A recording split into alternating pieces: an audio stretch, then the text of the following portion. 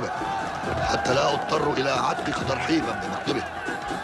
صدقك جعلك آمنا وتمشي بين الناس، وقالوا ما لهذا الرسول يأكل الطعام ويمشي في الأسواق.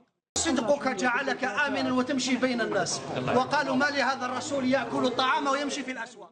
صدقك جعلك آمنا وتمشي بين الناس، وقالوا ما لهذا الرسول يأكل الطعام ويمشي في الأسواق.